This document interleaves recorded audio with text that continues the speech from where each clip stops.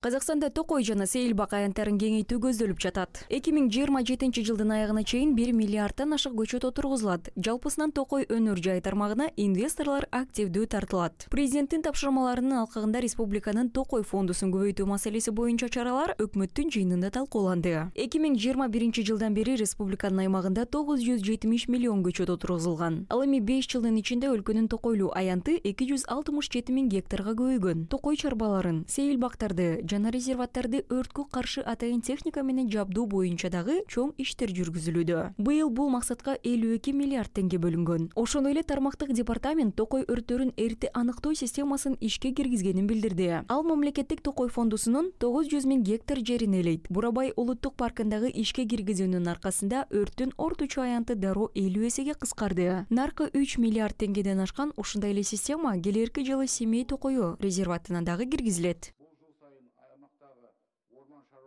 Орман алкаптары мен сайбактарды кеңейтүү болашак урпак үчүн биологиялык токой аянттарын жана сейилбактарды кеңейтүү келечек муундар үчүн биологиялык ар түрдүүлүктү сактоо экологиялык кырдаалды жакшыртуу чөйрөсүндөгү маанилүү багыттардын бири болуп саналат. Бул өтө оор жана узак мөөнөттүү жумуш, андыктан ага дайыма көңүл буруу маанилүү. Мамлекет башчысы 2 миллиард бактарак отургузуу милдетин койду. Бул өлкөнүн токой фондусунун аймагын 14,5 миллион гектарга чейин көбөйтүүгө мүмкүндүк берет. Бизде чоң токойлуу жерлер жок. Ошондуктан токой фондусун көбөйтүү үчүн, колдо болгон токойду сактоо үчүн да бардык күч аракетти жумшоо зарыл. Жерибизди жасыл желекке айналдыруу үчүн бар күч жигерибизди жумсаабыз керек.